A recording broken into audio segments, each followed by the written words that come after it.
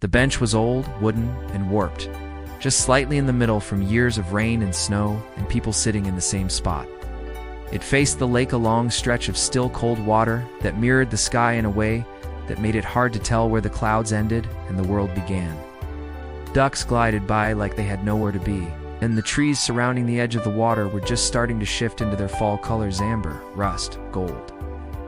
Jake Thomas sat on that bench every Saturday. Didn't plan it. It wasn't a conscious decision. It started 1 week after he was laid off. That Saturday morning, after another sleepless night of checking job boards and watching late-night news anchors pretend they knew what was happening in the world, he found himself here at Lakeside Park, just outside the town limits. Now it was week 13. 13 weeks since the phone call from his boss. 13 weeks since the words, "We're restructuring and your department's being dissolved." 13 weeks of making toast for breakfast and not eating it. 13 weeks of his wife trying to stay positive and his kids calling less often because they didn't know what to say to a man who didn't know who he was anymore. Jake wasn't angry exactly. He wasn't even sad, at least not in the way that made you cry. He was something different. Something that didn't quite have a name. It was like a weight silent and invisible had settled on him. The kind that made a man stop doing things he used to love. Not because he didn't love them anymore, but because he forgot how to care. His job had been with Northwind Manufacturing. 15 years. Operations manager. He was good at it, organized.com under pressure. Fair. His employees liked him. His office had framed pictures of his kids, a miniature model truck on the shelf, and a ceramic coffee mug that said World's Okayest Manager, sarcastic gift from his team that he loved. But now the mug was in a box in the garage, and so was everything else. Jake shifted on the bench. The wood creaked beneath him. Light breeze stirred the water and rustled the leaves above. He watched a young couple walk by, holding hands and laughing. Their golden retriever barked excitedly, pulling them toward the lake's edge. He used to laugh like that, at least he thought he did. He tried to remember the last time he truly laughed. Not a polite hey, but a full body, eyes-watering laugh. He couldn't. He rubbed his hands together, not because he was cold, but because it gave them something to do. Sarah, his wife, had told him earlier that morning to go for a walk, get some air. "You always liked the lake," she said, pouring her coffee. "Used to," Jake murmured back. She didn't respond. That's how their conversations had gone lately. Sparse, tense, like roommates who'd misplaced the instruction manual on how to be married. The truth was, she was trying. She worked extra hours now at the library downtown, covering the gap in their finances. She left little sticky notes on the fridge sometimes. "Love you," or "soup on the stove." ... But Jake could see the worry lines deepening on her face, tired in her eyes. The way she sometimes looked at him like she was trying to find the man she married inside the shell, sitting at the breakfast table. And Jake didn't know how to help her find him. A group of kids ran past, laughing and shouting. One of them, a boy in a blue hoodie, threw a rock into the lake. It skipped twice, then sank. The others cheered. Jake watched them, remembering when his son Eli used to do the same thing. That was years ago now. Eli was in college in Ohio, studying business. His daughter Jess was a freshman at the University of Minnesota. Both were doing fine. He hadn't told them the full story about the layoff, just said he was between opportunities, couldn't bear the thought of them worrying. Worse, pitying him. The sound of feet on gravel snapped him out of his spiral. An elderly man shuffled by with a cane in one hand and a leash in the other. At the end of the leash was a dachshund, waddling with impressive determination. Jake almost smiled. Almost. The man noticed him and tipped his cap. "Beautiful day, isn't it?" Jake nodded. "Sure is." The man kept walking. Jake glanced at his watch. It was nearly noon. Time didn't mean much these days, but it was something to look at. He leaned back, let out a slow breath, and let his eyes drift over the lake again. The stillness calmed him, but also made him feel invisible. Like he could sit there for days and no one would notice. He didn't want attention, not really, but he missed mattering. He missed being needed. At work, people had come to him with questions. No one needed anything from him, except maybe to get out of the way in the kitchen. A duck quacked nearby. Jake watched as it flapped its wings and glided across the water. It was graceful. Free. He wondered what that felt like. His thoughts were interrupted again this time, not by a duck or an old man or kids, but by the sound of wild, uninhibited laughter. He turned his head. A little girl, maybe 6 years old, in a bright pink jacket was chasing a squirrel near the path. Her dark curls bounced as she ran. The squirrel darted up a tree, and the girl tried to follow, grabbing at the bark and giggling hysterically when she couldn't get more than a few inches off the ground. "Lily," a voice called. "Don't climb that." An older man, her grandfather, probably came up the trail behind her. He had a backpack, a gray beard, and sneakers that looked a bit too white to be trusted. Jake watched as the girl collapsed in a pile of leaves and laughed even harder. The sound was contagious, full of life and completely unaware of the weight adults carried. Jake felt something stir in his chest. Not quite a laugh of his own. Not yet, but something. The man finally caught up and helped the girl up, dusting off her coat. He looked over and noticed Jake watching. "She's got more energy than my morning coffee," the man said, smiling. Jake smirked. She made that squirrel work for it. The man chuckled and sat on the other end of the bench. "Mind if I sit?" Jake shrugged. "It's a free country." "I'm Bill," the man offered, extending a hand. "Jake." They shook. Bill glanced out at the lake. "Been coming here long?" Jake nodded. "Every Saturday. For the last few months. I come every week with Lily. Her parents are busy types. I get the fun job." Jake looked at the little girl now, sitting in the grass and making what appeared to be a crown out of sticks. She seems happy. She is. Kids are good at that. Don't know yet how heavy things can get. Bill looked sideways at Jake. He looked like a man who knows. Jake didn't answer right away. Laid off 3 months ago. Company downsized. Bill nodded slowly. "Sorry to hear that." Jake shrugged. "Could be worse. At least that's what people keep saying. But it still feels like crap, doesn't it?" "Yeah, that's one way to put it." Bill leaned back, hands clasped over his stomach. "I retired 2 years ago. First few months were great. Then I didn't know what to do with myself. No one needing me. No emails, no staff meetings, no problems to solve. Drove me nuts." "So what did you do?" Bill smiled. "Started painting badly. Then joined a group at the community center. Bunch of us get together every week, paint, talk, drink terrible coffee." Jake raised an eyebrow. "Painting, why not? Always liked color. Never had time before." They sat in silence for a moment, watching Lily try to crown a duck with her stick crown. The duck was having none of it. Bill stood and slung his bag over his shoulder. "You're tired of sitting here feeling like crap? Come by next Saturday. We meet at the old firehouse building, room 3B. Bring anything you like, tools, stories, even just yourself. We don't judge." Jake looked up. "You think that'd help?" Bill smiled.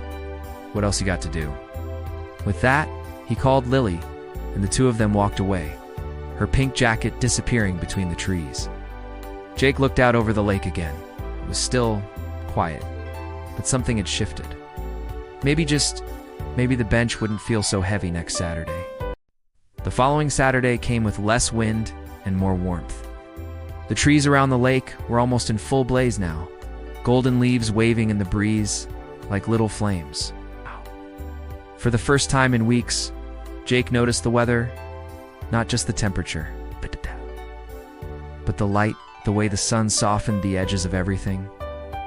He hadn't planned to return, not really. After his talk with Bill last week, he'd gone home and almost said something to Sarah about it, about the group, about the conversation, even about Lily and the squirrel, but he couldn't bring himself to. What if he showed up and hated it? What if they looked at him like he didn't belong? What if all of this, the small talk, the bench, even Bill, was just a distraction, not a solution? But he found himself walking that way anyway. This time, he left the house a bit earlier, not because he was excited or nervous, at least not in the way he would admit. It was more like maybe today he didn't want to be alone, and that feeling, however small, was enough. When he reached the bench, it was empty. Jake sat down. A flock of geese passed overhead in a perfect V, their honking echoing above the lake. He followed them with his eyes until they disappeared behind the tree line. Minutes passed, maybe more, as he checked his watch. 10:53 a. He remembered Bill saying, room 3B? Old firehouse building? Next Saturday? Maybe he should go. Maybe now was the moment. but his feet stayed planted on the gravel path like roots had grown under his boots. The same fear returned, the kind that said, "You're too old to start over, too broken, too late." Just as he was starting to talk himself out of it, he heard it again. Laughter. Not just any laughter. The same high-pitched, untamed giggle from last week. That unmistakable energy wrapped in pink. Jake turned, and sure enough, Lily was back. Same pink jacket, same bouncing curls. This time, she wasn't chasing a squirrel. She was dancing. God. No music, no rhythm, just spinning in circles near the trees, letting her arms float like wings. Her face tilted toward the sky, eyes closed, laughing like the world was hers. Bill wasn't far behind, a coffee cup in one hand and a tired but proud smile on his face. He spotted Jake and raised his hand in greeting. Jake lifted his hand, a bit unsure if he was waving or just acknowledging existence. Maybe both. "Well, look who made it back," Bill said as he approached. He sat beside Jake like it was routine, like they'd been doing this for years. "Guess I'm a glutton for punishment," Jake said, nodding toward the bench. Or maybe Bill said, sipping his coffee. "You're starting to remember that life still has more pages left." Jake didn't answer, but he didn't look away either. Bill glanced at his watch. "Meeting starts in about 20 minutes. "You coming?" Jake hesitated. "I don't know. I don't have anything to bring. No painting, no talent." Bill smirked. "You got stories, ideas, mistakes? That's more than enough. Besides, most of us are terrible artists. It's not about the brush. It's about the people holding it." Jake looked back at Lily, who was now trying to convince a duck to wear a leaf like a hat. "What if I go and don't fit in? What if you go and laugh again?" That line hit him harder than he expected. Bill stood, stretched his back, and looked down at Jake. "Come or don't, I won't force you. But I'll tell you this. No one at that group expects anything from you. You just show up and be real. That's it." Jake looked down at his hands. They were calloused from years of shop work, paperwork, tools, oil stains. They used to do things, make things, fix things. Now they just sat there. Bill gave him a nod. "Room 3B, he repeated. "Doors open." Then he turned, called out to Lily, and they started down the trail together. Jake watched them go. Something about that little girl's pink jacket floating between the trees pulled him to his feet. He didn't remember deciding to move. One moment he was sitting, the next he was walking. The old firehouse building wasn't far, just past the main street. It's tucked behind the diner that still served pie like it was 1954. The brick facade looked tired but proud, like it had seen enough winters to know not to complain. Jake found room 3B with little effort. Small handwritten sign on the door read, "Saturday Circle, all welcome." He took a breath, opened the door. Inside was chaos. Beautiful, loud, messy chaos. There were about 12 people, give or take. Yes. Some were painting at easels, others molding clay or flipping through sketchbooks. There was a long table in the middle filled with donuts, 2 coffee carafes, and a stack of mismatched mugs. A CD player in the corner softly played old jazz. Bill spotted him immediately. "Look who made it," he called out. Jake gave an awkward wave. Few people looked up and smiled. No one stared. No one scoffed. A woman with short silver hair came over and extended a paint-splattered hand. "It must be Jake. Bill told us you might come. I'm Denise. Welcome to the Madhouse." Jake shook her hand. "Nice to meet you. Coffee's fresh. Help yourself." Jake wandered toward the table, poured himself a cup. It was strong, a little bitter, exactly what he needed. Bill joined him, balancing a paintbrush between his fingers. "This," he said, motioning around the room, "isn't therapy, but it kind of is." Jake sipped his coffee and watched a young guy in the corner spray painting an abstract pattern on a large piece of cardboard. "What's his story?" Jake asked. "That's Nate, former mechanic. Got into an accident a year ago, messed up his back. Painting gives him something to focus on." "And her?" Jake nodded toward Denise, who was now molding what appeared to be a dragon out of clay. Lost her husband last year. Sculpting helped her through the grief. Now she teaches classes at the community center. Jake was quiet. Bill gave him a gentle nudge. "Everyone here's been through something. That's why we're here, not to forget it, to share it. Even if we don't say it out loud." Jake looked at the blank canvas next to Bill's setup.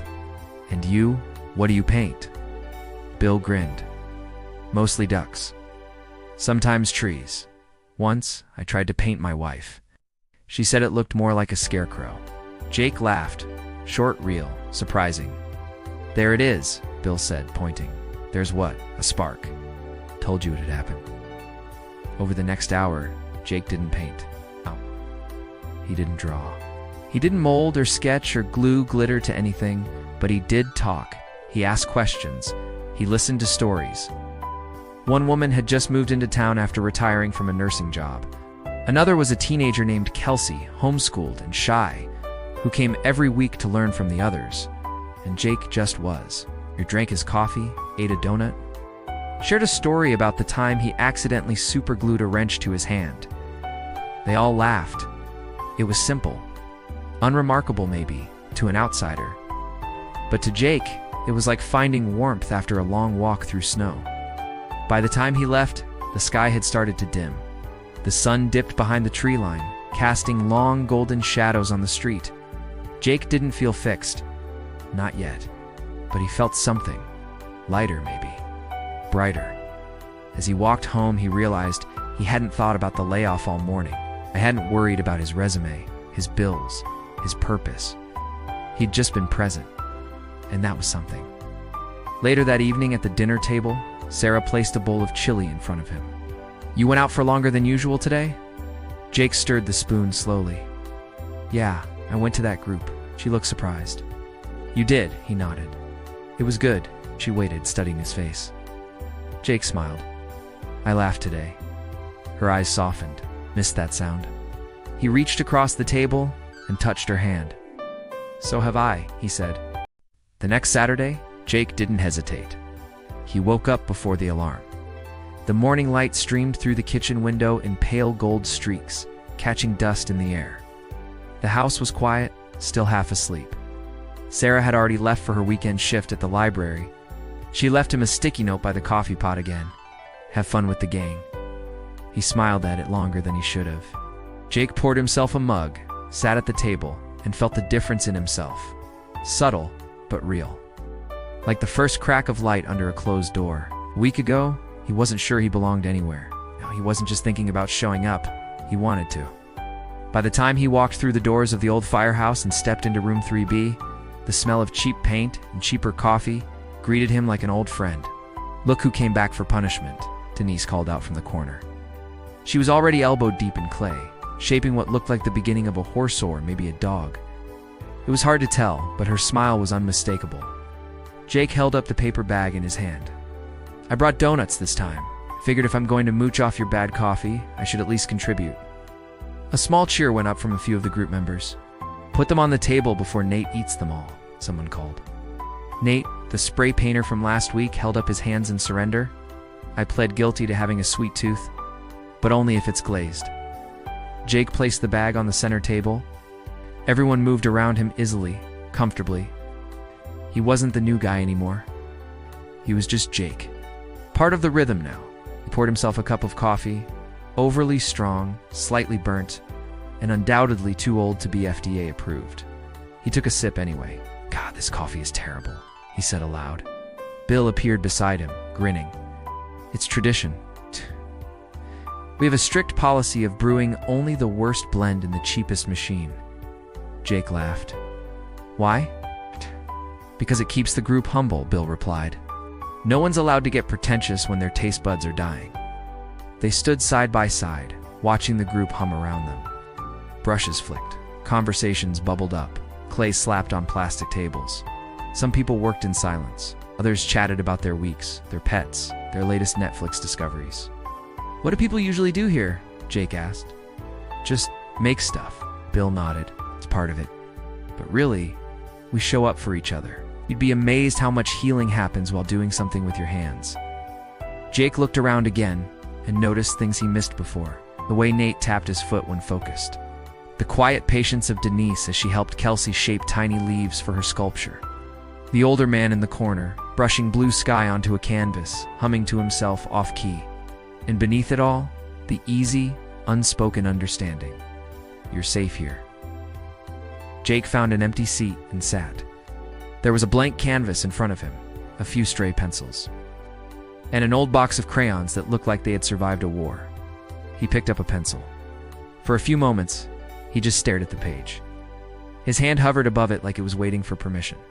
He hadn't drawn anything since high school. Even then, he was only decent at doodling in the margins. He pressed the pencil to the paper and began to sketch the outline of a duck. It's not a realistic duck, a cartoonish one. Round head, stubby wings, big eyes. Gave it a ridiculous grin and a speech bubble that said, "Quack happens." When he was done, he chuckled to himself. "Is that a motivational duck?" Denise asked, peeking over his shoulder. Jake smirked. "It's a work in progress." Denise nodded seriously. "It speaks to me on a spiritual level." The hours passed like water through fingers. Someone turned on music Frank Sinatra this time. A few people hummed along. Bill told a story about getting lost during a hiking trip and swearing he'd been chased by a raccoon the size of a dog. Whether it was true or not didn't matter, everyone laughed, including Jake. He couldn't remember the last time 3 hours felt like 10 minutes. Eventually, the session wound down. People packed up their things, chatted about the next meeting, and offered to walk each other to the diner nearby for lunch. Jake stayed behind with Bill, helping fold chairs and wipe down tables. "You ever think about teaching something?" Bill asked. Jake raised an eyebrow. "Yeah, you're good with people. And you clearly have a hidden talent for sarcastic ducks." Jake chuckled. "Not sure anyone wants to learn what I know." Bill paused. "You'd be surprised." That night over dinner, Jake told Sarah about the drawing. "You drew a duck?" she asked, eyebrow raised. "Not just any duck," he said proudly, showing her the picture he'd snapped with his phone. "A motivational duck." "Ah," she laughed. Really laughed. And Jake felt something warm settle in his chest. "God, I've missed that," she said. "What, you? Being weird? Making stupid jokes? Smiling?" He looked down at his chili, suddenly shy. "Me too." The following weeks passed in rhythm. Every Saturday, Jake showed up at room 3B. He didn't always draw. Sometimes he just talked. Sometimes he helped set up or offered advice on someone's project. One week, he brought in some old fishing lures he used to craft as a hobby. Nate was fascinated by the process. Another week, he helped Kelsey with her math homework while she painted. Jake wasn't lost anymore. Not fully. He still didn't have a job. Still got rejection emails. Still felt useless some mornings. But on Saturdays, none of that mattered. He laughed. He listened. Felt useful. The bench by the lake still called to him sometimes, but not with the same weight. Now, it was just a place to pause, not a place to hide. One Saturday in mid-October, Bill didn't show. No message, no call, just absent. "Maybe he's sick," Denise suggested. "Maybe he just forgot," someone else offered. Jake felt a strange chill, like the air had lost something. He tried to focus on the session. Drew another duck, this one with sunglasses and a tiny sign that read, "Stay quacking." But it wasn't the same without Bill's terrible raccoon stories or his soft chuckle over bad coffee. Jake walked to the bench by the lake afterward, hoping maybe he'd find him there. Didn't. The lake was quiet, too quiet. Jake sat, looking out over the water, heart heavy in a way it hadn't been in weeks. He realized something then: Bill wasn't just the guy who'd invited him to the group. He'd been the hand reaching into the dark. The spark, the first thread of connection. He pulled out his phone and sent a message. "Hey Bill, just checking in. Missed you at the circle. Let me know you're okay, Jake." He waited a long time watching the water. No reply. Jake didn't hear from Bill that weekend. Or Monday. Or Tuesday. By Wednesday, he started calling. He tried the number Bill gave him on the first day they met. It rang, then went to voicemail. Jake left a short message. "Hey, just checking in again. Let me know you're okay." Nothing. Thursday, he called Denise. She answered with her usual warmth. But when he asked about Bill, her voice shifted. "I was just about to call you," she said. "I talked to his daughter. Bill's in the hospital. Mild stroke." Jake's stomach dropped. "Is he okay? They say he's stable. Not talking much yet." But he knew her, recognized her. "That's good." "Can we visit?" She said. "They're limiting visitors right now. Maybe next week." Jake stood in his garage, staring at the wall of old tools hanging silently on the pegboard. He didn't know what to say. "I'll make him a card," Denise said. "We all will. We'll drop it off for him. Maybe you could draw one of your ducks." Jake almost laughed through the worry. "Yeah, that sounds about right." That Saturday, room 3B felt different. Bill's absence, sat in the air like fog soft, but impossible to ignore. Everyone still showed up. People still painted, molded, glued, chatted. But every conversation carried a small weight behind it, a quiet pulse of concern. Jake brought a folder filled with drawings he'd made during the week, each one a different duck with some kind of quote. Keep waddling. You're never too old to fly crooked. Coffee is a pond in your soul. They taped them all into the giant card Denise made, along with notes and sketches from everyone else. By mid-morning, Jake found himself hovering around the table, unsure what to do with himself. Denise caught him in that frozen moment and handed him a clipboard. Here, take charge of something. He blinked. What? Next Saturday, we're doing a shared workshop. Everyone brings something to teach. You're on the schedule now. Jake looked down at the sheet. His name was already written under 11 o'clock a.m. Jake, fishing lure crafting? You've got to be kidding. I've seen your stuff, Denise said. Nate's been raving about it for 2 weeks. Jake rubbed the back of his neck. It's just a hobby. I made lures for fun. I haven't touched them in years. Well, she said, with that signature smirk, time to dust them off.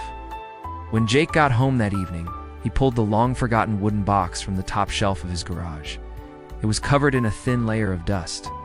Inside were old feathers, treble hooks, shiny spoons, soft rubber baits, and a tangle of colorful thread. Tools he hadn't used in a decade. Pliers, clamps, tiny files, and even a cracked magnifying lamp. He ran his fingers across the inside of the box. It still smelled like river water and sun-dried metal. Fishing had always been his calm space, not just catching fish, but the prep. The way his hands had to be careful, thoughtful, creative. Making lures wasn't about perfection. It was about tricking a fish into thinking your idea of food was good enough.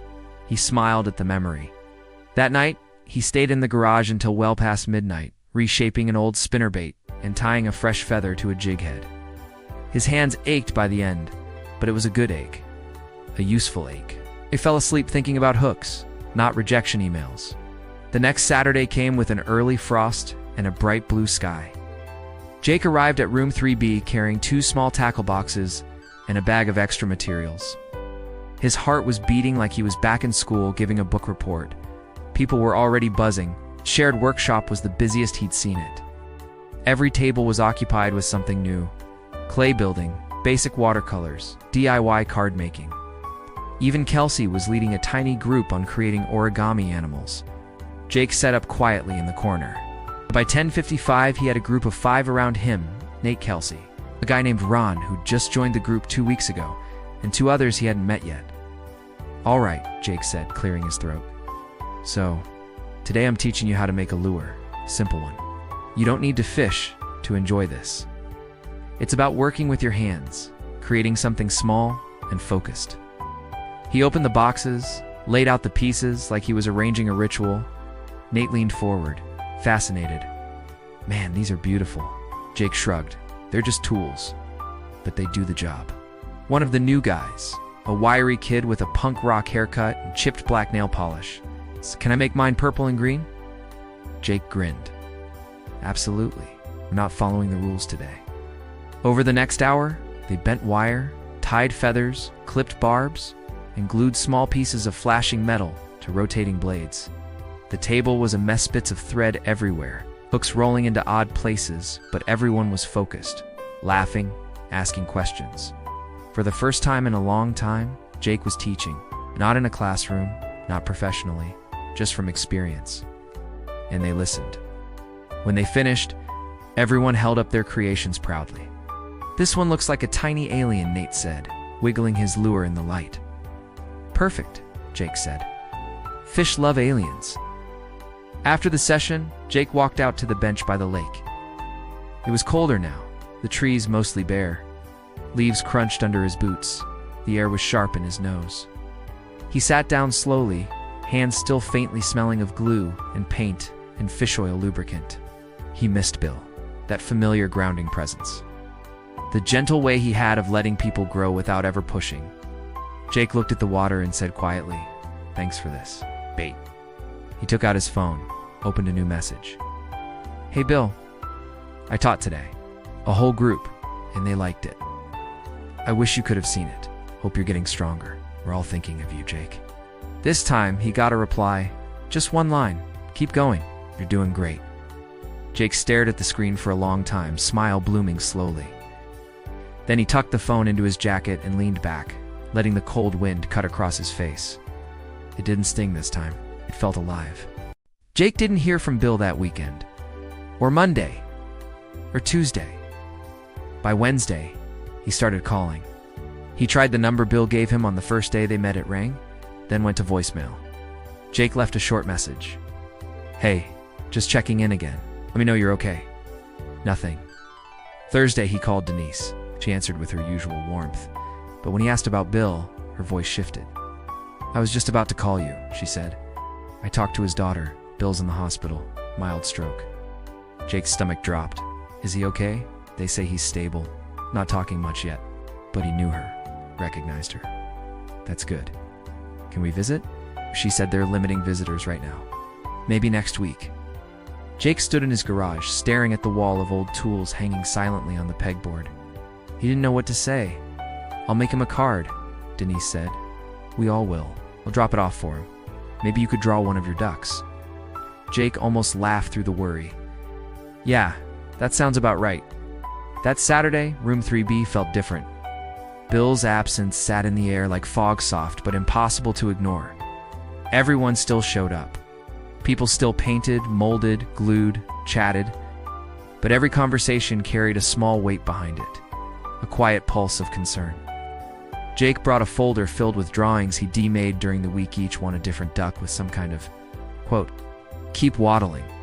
You're never too old to fly crooked. Coffee is a pond in your soul. They taped them all into the giant card Denise made, along with notes and sketches from everyone else. By mid-morning, Jake found himself hovering around the table, unsure what to do with himself. Denise caught him in that frozen moment and handed him a clipboard. Here, take charge of something. He blinked. What, next Saturday? We're doing a shared workshop. Everyone brings something to teach. You're on the schedule now. Jake looked down at the sheet. His name was already written under 11 o'clock a.m. Jake. Fishing lure crafting. You've got to be kidding. I've seen your stuff, Denise said. Nate's been raving about it for 2 weeks. Jake rubbed the back of his neck. It's just a hobby. I made lures for fun. I haven't touched them in years. Well, she said with that signature smirk. Time to dust them off. When Jake got home that evening, he pulled the long-forgotten wooden box from the top shelf of his garage. It was covered in a thin layer of dust. Inside were old feathers, treble hooks, shiny spoons, soft rubber baits, and a tangle of colorful thread. Tools he hadn't used in a decade. Pliers, clamps, tiny files, and even a cracked magnifying lamp. He ran his fingers across the inside of the box. It still smelled like river water and sun-dried metal. Fishing had always been his calm space. Not just catching fish, but the prep, the way his hands had to be careful, thoughtful, creative. Making lures wasn't about perfection. It was about tricking a fish into thinking your idea of food was good enough. He smiled at the memory. That night, he stayed in the garage until well past midnight, reshaping an old spinnerbait and tying a fresh feather to a jig head. His hands ached by the end, but it was a good ache, a useful ache. He fell asleep thinking about hooks, not rejection emails. The next Saturday came with an early frost and a bright blue sky. Jake arrived at room 3B carrying 2 small tackle boxes and a bag of extra materials. His heart was beating like he was back in school giving a book report. People were already buzzing. The shared workshop was the busiest he'd seen it. Every table was occupied with something new. Clay building, basic watercolors, DIY card making. Even Kelsey was leading a tiny group on creating origami animals. Jake sat up quietly in the corner. By 10:55, he had a group of 5 around him. Elnet, Kelsey, a guy named Ron who just joined the group 2 weeks ago, and to others he hadn't met yet. All right, Jake said, clearing his throat. So, today I'm teaching you how to make a lure, a simple one. You don't need to fish to enjoy this.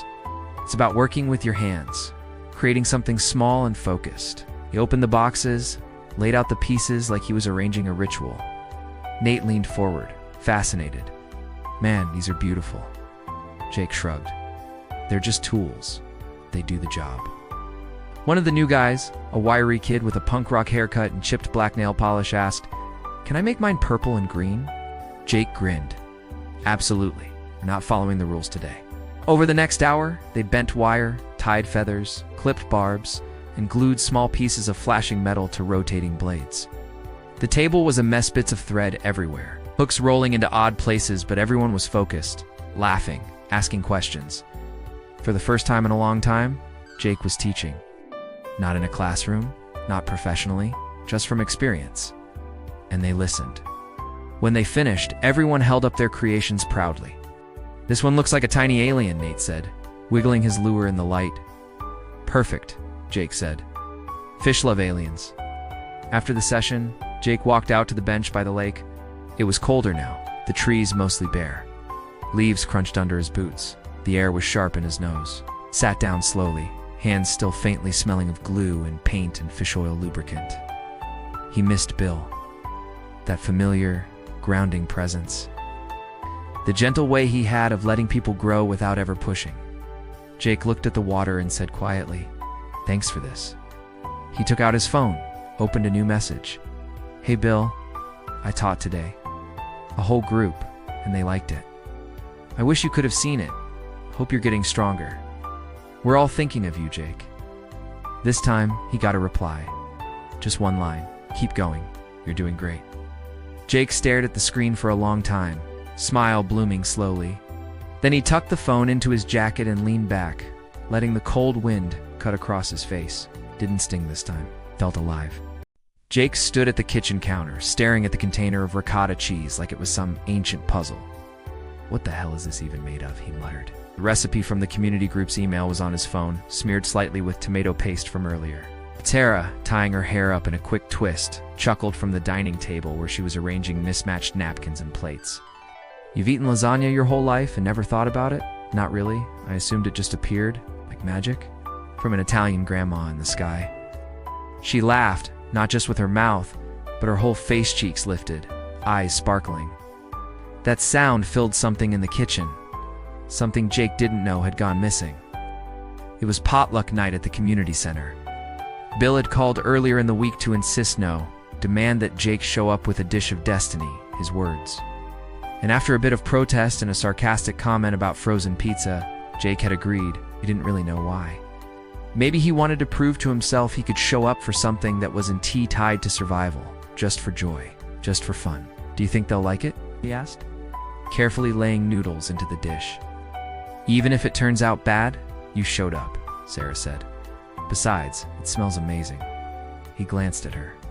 That look, half proud, half teasing, was the same one she gave him when he fixed the fence last summer.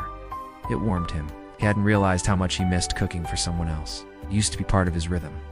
Now it felt like reconnecting with an old part of himself. By 6 p.m., the community center buzzed like a hive. Kids ran through the hallways.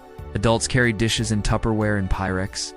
A handwritten sign near the door read, "Welcome to the Thursday night table. All our family here." Jake hesitated for a second before walking in. But Bill was already waving him over from the far end of the room. "There he is." Bill shouted across the tables. The man, the myth, the lasagna legend. Jake rolled his eyes but smiled. Sarah trailed behind, arms looped with his. "You brought back up, huh?" Bill teased. "Smart move." "Meet my wife, Sarah," Jake said. "Sarah, this is Bill, the guy who dragged me out of the fog." Bill bowed dramatically. "The pleasure's mine. And thank you for letting him out of the house." Sarah smirked. "He's been practicing his sauce all day. You better pretend to like it." "Oh, I don't pretend," Bill said. "I either love it or dramatically gag."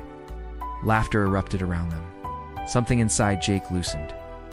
There was a rhythm to this chaos, a messy, human, beautiful kind of noise that made him feel oddly at home. Tables stretched from one end of the hall to the other. People sat wherever there was space, elbow to elbow, passing bowls and bread and stories. A boy named Toby told everyone he once ate 12 hot dogs in one sitting. A woman named Jan recited her mashed potato recipe like a dramatic monologue. Sarah was already knee-deep in a conversation with a group of women talking about childhood games and the evils of cilantro. Jake watched her laughing, her voice rising above the din. He felt something twist in his chest, not sadness, but a strange mixture of awe and gratitude. "Hey," Bill said, nudging him. "She fits in already, yeah," Jake replied. "She always does. I'm the rusty one." "Nah," Bill said. "You're just a man waking up. Takes time." They stood in line for food, Jake cradling his lasagna like a newborn. When people started to scoop into it, he flinched slightly, as if they were slicing open a part of him. "Looks good," someone muttered. "Smells even better," another said. Jake tried not to let it show, but he beamed. Dinner was loud and warm. The room echoed with the clang of forks, bursts of laughter, and the occasional shouting match over who made the best pie. Halfway through the meal, Bill stood on a chair. All right," he shouted. "It's time for the tradition." Groans and cheers rippled across the room. "Every potluck we pick a victim, volunteer to tell a terrible joke." "Oh no," Jake muttered. "You're up, Jake." Bill grinned. "Let's hear it." Jake's face went red. "I didn't bring a joke." "Then make one up." "Fine," Jake said, standing slowly. "Okay, why did the lasagna go to therapy?" Silence, then chuckles. "Because it had too many layers." Groans exploded from all corners. One kid fell off their chair laughing. A woman shouted, "That's worse than last month's." Bill doubled over laughing. Jake held up his hands in mock surrender. "I warned you," he said. "You brought this on yourselves." The laughter didn't stop for a while. Jake sat down again, cheeks flushed, heart beating fast. But this time, it wasn't anxiety. It was something else. Something alive. After dinner, people mingled. Someone played a guitar. A group of kids sang out of tune but with full lungs. Jen tried to teach Sarah how to dance to an old country tune. Jake sat beside Bill, sipping on watered-down lemonade. "This," Jake said, "is the most I've laughed in years." "Told you it's better than sitting alone," Bill replied. "That's the secret. You show up enough, eventually you start to belong." "Think that ever really happens? It's feeling like you're part of something again?" "You're already in it, Jake," Bill said. "You just don't see it yet." They watched as Sarah threw her head back, laughing at something Jan said. Jake smiled. "She's happier," he said. "She's been worried about me for so long." "She's proud of you," Bill said. "You showed up, you cooked, you bombed a joke beautifully. What more could anyone ask for?" Jake leaned back in his chair, eyes on the string lights above them. The storm from the day before had left the air crisp, like everything had been scrubbed clean. He felt tired, but in a good way, the kind of tired that meant something was moving again inside him. As people began packing up, Jake helped stack chairs. Sarah collected Tupperware and exchanged numbers with a woman named Lisa, who apparently knew where to get the best apple cider in the state. Jake caught snippets of conversation next time. "Chili cook-off," someone said. "We need judges," another added. The room slowly emptied, but Jake lingered. He looked around the folding tables, the taped-up decorations, the clutter of casseroles, and felt something he hadn't in a long time: peace. On the drive home, Sarah leaned against the passenger window, humming softly. The radio played low. Jake tapped the wheel, glancing at her. "Thanks for coming tonight." "I loved it," she said. "It reminded me of when we used to host game nights. Remember those?" He nodded. "Before the kids got too cool for board games, and before life got too busy, we let it get too quiet," Jake said. "I think I did, especially. It wasn't your fault," she replied gently. "I'm glad you're waking up again." He nodded slowly. "Me too." They sat in silence for a while, the kind of silence that felt full, not empty. When they got home, Jake went back to the kitchen. The leftover lasagna sat on the counter, covered in foil. He opened the fridge, rearranged some things, and slid the tray in. As he closed the door, he paused, then laughed softly to himself. Sarah, brushing her teeth down the hall, poked her head out. "What's funny?" "Nothing," he said. "Just, I still can't believe they made me tell that joke." "You're lucky they didn't boo you out of the building. I think I earned at least a sympathy laugh." "A very generous one," she teased. "Good night, chef. Good night, dance queen." She disappeared into the bedroom. Jake turned off the kitchen light and stood in the dark a moment, listening to the house settle around him. It didn't feel so heavy tonight. The silence wasn't scary, it was just quiet. He walked to the living room, looked out the window toward the streetlight, and saw a rabbit dart across the yard. The storm had passed. The clouds were gone. He didn't know what tomorrow held. But tonight, there was lasagna in the fridge, laughter in the air. and a tiny part of him that believed as maybe he was on his way back to himself. The morning after the potluck, Jake woke up earlier than usual. Not because of an alarm or obligation, but because something inside him stirred a quiet energy. It's almost foreign after months of sluggish mornings. The sun was barely up, casting a pale golden hue across the kitchen floor. And for the first time in a long while, Jake brewed coffee not out of necessity, but because he simply felt like it. As the scent filled the air, he stood by the window watching a pair of birds flit between the branches of the oak tree in the front yard. He thought about the way people laughed last night, the goofy guitar music. Sarah's carefree dancing with Jan under string lights, memories that already felt warm and distant, like a dream he didn't want to forget. With his coffee in hand, he stepped outside into the soft morning air, walked past the driveway, and followed the sidewalk down the street until it curved near the lake. The bench was there, as always, silent and waiting. But this time, Jake didn't sit with heaviness. He sat with intention. The lake shimmered slightly in the early light, ducks leaving tiny wakes as they glided across its surface. He closed his eyes and took a deep breath, letting it all into calm, the sound of his heartbeat, the distant hum of a world waking up. It was in that moment that he realized something was still missing. Not a person or a place, but a purpose. He needed to create again, to use his hands, to build something. The idea came not as a flash, but more like a gentle whisper. The garage. Years ago, that space had been his escape, his studio, his temple. Back when the kids were small and Sarah would bring him lemonade, while he worked on projects that no one asked for, but everyone appreciated: birdhouses, coffee tables, even a canoe he never finished. The garage had become cluttered with boxes and dust, the workbench buried beneath old sports gear and forgotten holiday lights. Got it.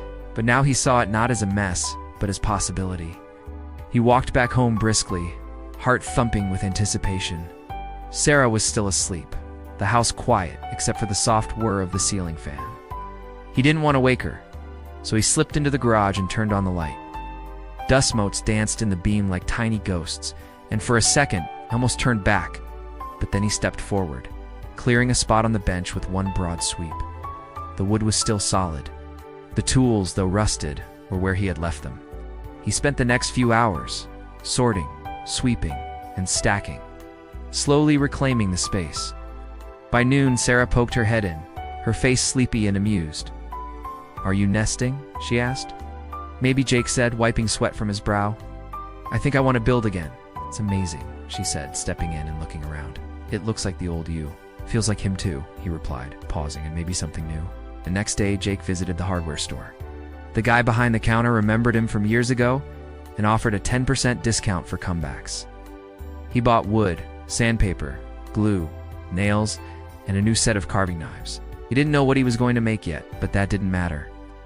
The act of gathering, of planning, of returning to something tactile filled him with a quiet thrill. Back home, Sarah helped him set up a portable speaker. And soon, the garage echoed with old rock songs, country ballads, and occasionally some cheesy 80s love songs she threw into the playlist just to mess with him. Jake grumbled each time, but secretly loved it. In the evenings, he'd make simple sketches on the kitchen table, often with Sarah peeking over his shoulder, suggesting tweaks or reminiscing about a piece of furniture he built back in '08.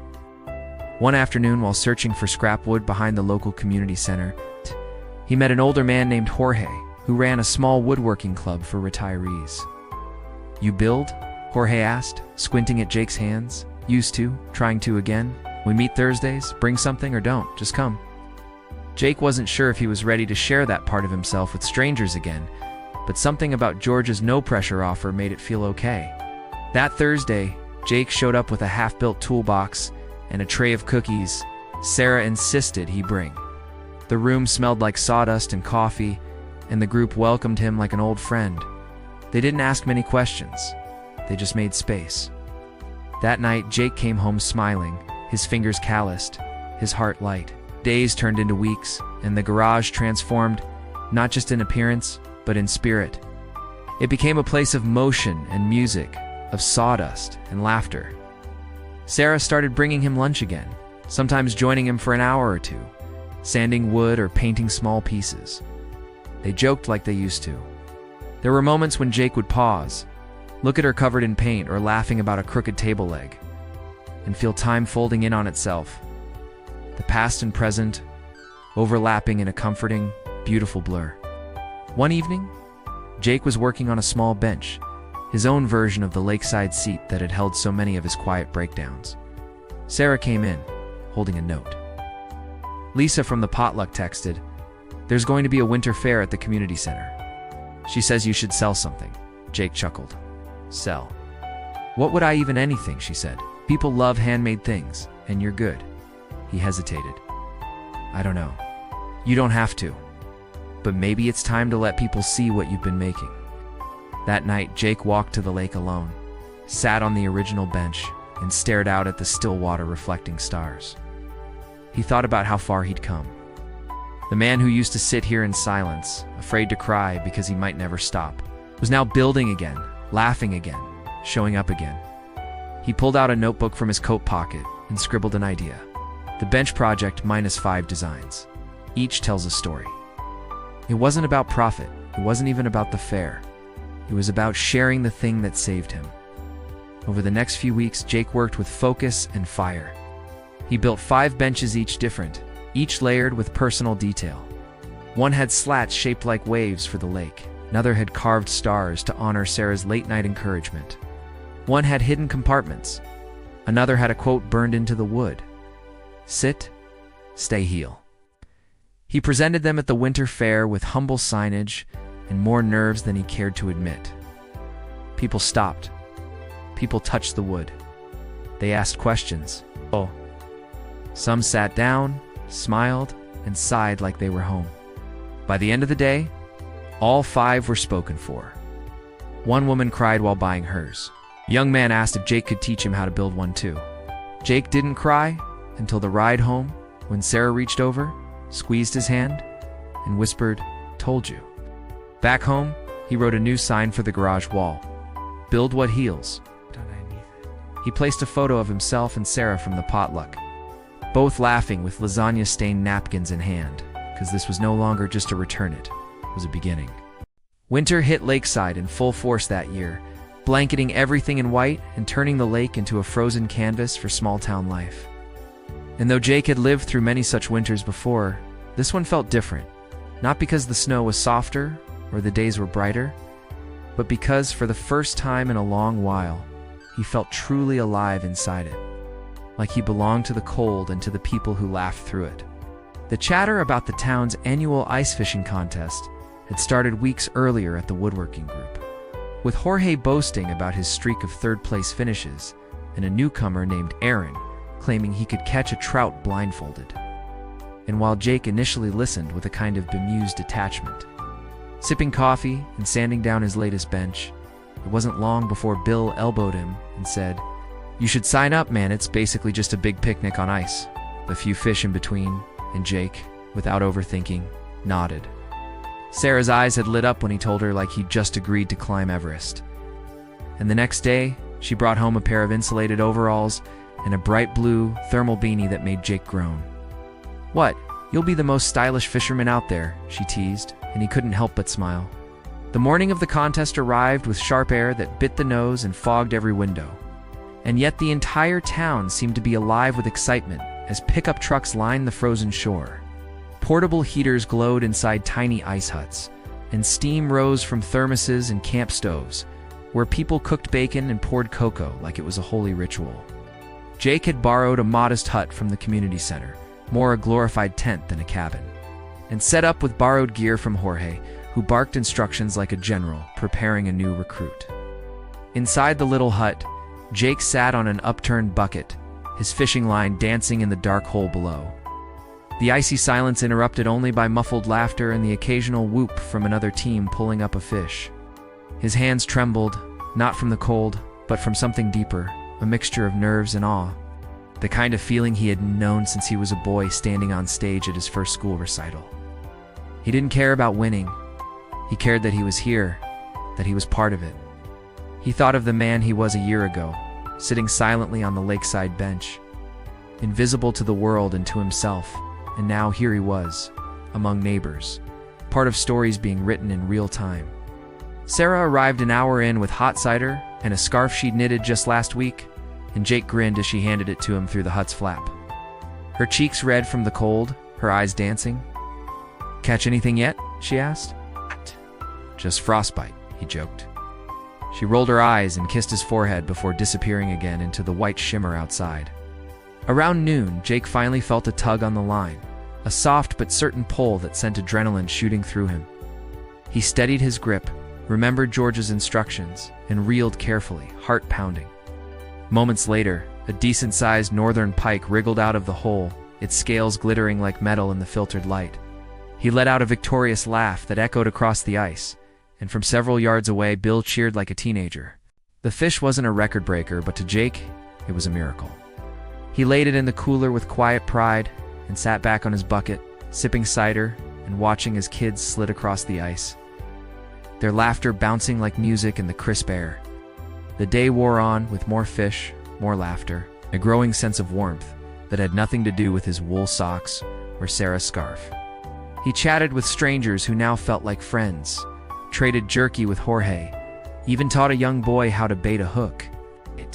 When the contest ended, Jake hadn't placed in the top 3. But he didn't see Carther's smile on Sarah's face when he recounted his catch was prize enough. Back at home, they cooked the pike with butter and lemon, ate at the kitchen table with candles burning and old records spinning on the player. Jake leaned back, full and content, and said, "This might have been the best day of my year." Sarah raised her glass and said, "You said that last week?" "Well, I didn't know today was coming," he replied, and they laughed. That night before bed, Jake stepped outside into the moonlit. Snow walked quietly to the garage and stood there for a while looking at the benches. The tools, the handwritten sign on the wall, "Build what heals him." He felt a warmth settle in his chest like a fire long since lit, now crackling strong. He thought of Marcus, the quiet teenager he'd met at the fair, who'd asked about building a bench and how they were supposed to meet next week to start working together. He thought of Bill, Jorge, the woodworking group, the way they made room for him without needing to know his story. He thought of Sarah, of course, the way her eyes softened every time she saw him happy, the way she never pushed but always stood near. He thought of the lake, the bench, the ice, and how the very place where he once disappeared had now become the stage for his return. The next morning, Jake woke before dawn again, pulled on his boots, and stepped out into the frozen morning. The snow crunched beneath his feet as he made his way down the path toward the lake. The bench stood as it always had, faithful and unmoved, but as he approached, he noticed someone already sitting there, man about his age, bundled up, staring out at the expanse of white. Jake hesitated, then walked closer. The man turned slightly and offered a polite nod. "Didn't mean to steal your spot," he said. Jake smiled.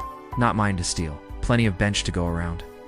He sat beside him, the silence between them not awkward, but easy. After a few moments, the man spoke again. "Just needed to think. It's been a rough year." Jake nodded. "I get that. This bench has seen a lot of rough years." The man chuckled softly. "You come here often? Used to come here to disappear?" "No, I come here to remember." "Remember what?" Jake thought for a long second before answering that it gets better. Slowly, quietly, but it does. The man nodded, his breath curling in the cold air. "Hope so." Jake reached into his coat pocket and pulled out a small wooden token, something he decarved last week. Just a simple oval piece with the word "stay" etched into it. He handed it to the man without explanation. "Take it. Keep it in your pocket. Remind yourself to stay in the story. God." The man looked at it, then at Jake, then tucked it carefully into his coat. "Thanks," he said quietly. Jake stood, offered a last smile, and turned to walk home. The ice under his boots creaked softly, but he felt no fear, only gratitude for the lake, the cold, the people, the second chances. Winter, he now realized, wasn't a season of death or stillness. It was a season of preparation, of quiet regrowth, waiting for spring not as an escape, but as a reward. And Jake was no longer waiting alone. The town thawed slowly in the early breath of spring, with snowbanks receding like old memories and the ice on the lake cracking into lace as sunlight warmed the surface. And Jake found himself visiting the bench again, now out of habit, now out of joy. Because it had gone from a place of retreat to a place of meaning, not just for him, but for anyone who needed to be still. And on one such morning, as he sat there sipping coffee from his dented thermos, and listening to the bird song creep back into the world.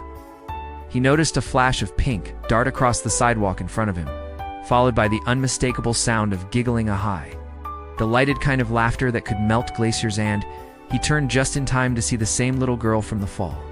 The one in the puffy pink jacket who had once dropped her squirrel sticker and unknowingly sparked something in his tired soul, and this time she was skipping, not chasing, dragging a kite behind her as it flopped like a stubborn pet on a leash. Jake smiled to himself and watched, not wanting to intrude, but as fate would have it, she spotted him and pointed with recognition, then tugged the hand of the man walking beside her. Bill. Of course, because this town was a circle, not a line, and they changed direction toward him. "Hi," Lily called out, still dragging her kite, cheeks rosy with exertion and spring energy. "Hi, mister," Jake grinned, raising a gloved hand. "Hey there, Pink Jacket. I remember you." She beamed and leaned into Bill's leg. "I told Grandpa I saw you before. You were sitting right there. Remember the sticker?" "I do." Jake nodded. That squirrel had some strong opinions. Bill laughed and sat beside Jake, rubbing his hands together against the chill. "Told you she had a good memory? We were walking by and she kept pulling on my coat, saying, 'That's the benchman. That's the benchman.'" "Guilty as charged," Jake said with a smile. Lily plopped down on the grass in front of them, pulling something from her little backpack with dramatic flair. "I made you something," she said, her voice lowering into that sacred tone children use when bestowing gifts. She handed Jake a folded piece of construction paper, and he unfolded it carefully, revealing a crayon drawing that was unmistakably him, gray hair, thermos in hand. Big smile on his face, sitting on the bench with a bright sun and a blue lake behind him, and underneath, shaky purple letters it read, "Jake smiles now." His throat caught a little, and for a long moment he couldn't speak, the weight of such a simple gesture pressing against the last lingering pieces of his old sadness. "Lily," he managed, "this is beautiful. Thank you." She nodded solemnly, pleased with herself. "You were frowny before, but you're not now. So I drew this so you remember." Jake blinked, then laughed gently, not at her, but at the strange, perfect wisdom of children. "I won't forget. This one's going on the fridge, front and center." Bill leaned back on the bench, exhaling with that quiet joy that comes from seeing connections happen without needing to force them. "Funny thing," he said, "the lake has a way of giving you what you need, huh?" Jake nodded. "Even if you don't know you need it." As they sat there, the sun climbed higher, and other townsfolk wandered by. Mrs. Ellison with her Pomeranian in a stroller, Jorge jogging slowly with his knee brace, even Marcus, who gave Jake a shy wave from across the street. And Jake waved back, remembering they had shop class again next Tuesday. He told Bill about Marcus, how the kid barely spoke the first week, but now was showing real interest in the tools.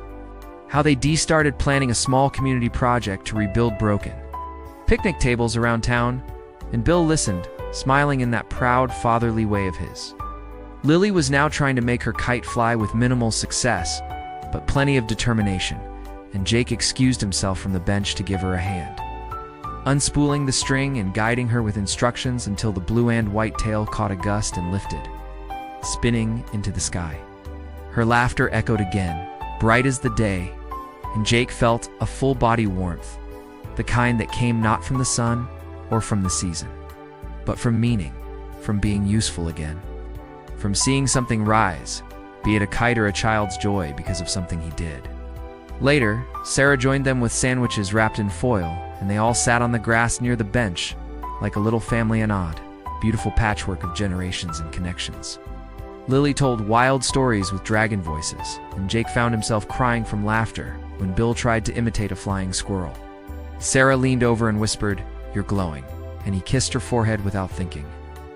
That evening, after the sun dipped low and everyone had said their goodbyes, Jake returned to the bench one last time alone, now the drawing folded neatly in his coat pocket, and he stared at the lake, now rippling again with life, the ice completely gone. He thought of seasons, not just the weather, but life seasons, and how he had once believed winter would last forever, that he would stay. Frozen in his sadness, waiting for something to change him, when really what changed him wasn't one big thing, but many small things strung together like paper lanterns across time, A girl in a pink jacket, a woodworking club, a storm, and a scarf. A fish pulled from ice, laughter shared over lasagna, and love, always love, steady and kind. He reached into his coat, pulled out the drawing, and looked at it again. "Jake smiles now," it said. He smiled again, not because the drawing told him to, but because it was true. It was early summer in the town by the lake, the kind of morning that hummed with quiet contentment, birds hopping between freshly budded branches, joggers nodding politely to one another, and the soft sound of water lapping against the rocks in there. As always, now sat Jake on the bench, not as a man hiding from life, but as a part of it.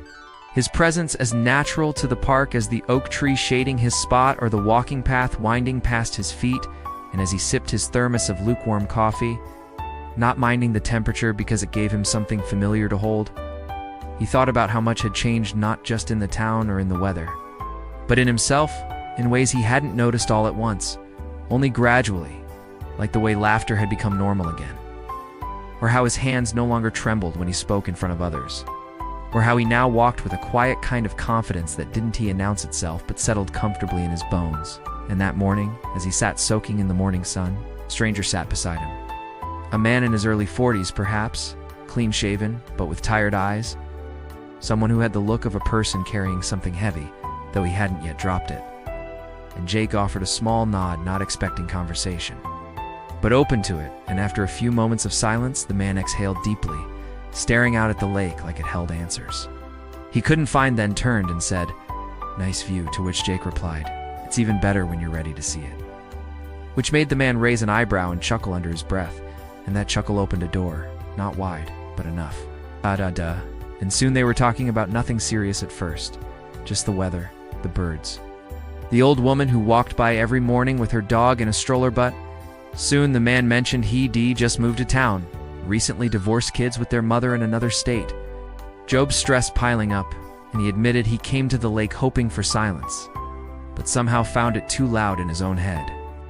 And Jake listened, really listened. Not in a hurry to fix, not armed with advice, but offering space. And when the man said, "I feel like I'm disappearing," Jake simply nodded and said, "I used to feel that way too." And that was it, the most honest thing he could say. And over the next hour, they talked, really talked, the way strangers sometimes do when something in them recognizes something in the other. And when the man finally stood up to go, he said thanks. And Jake said, "Come back tomorrow." And he did. And over the next week, Jake found himself not just sitting, but mentoring again. Not in a formal sense, but in the quiet way of offering presence. And it occurred to him that this bench had become more than a place to rest, it was now a place to begin again. A kind of sacred spot for those in-between seasons of life, and he was its quiet keeper. Its soft voice, its steady warmth. And elsewhere in his life, things continued to blossom. His community woodworking program had grown.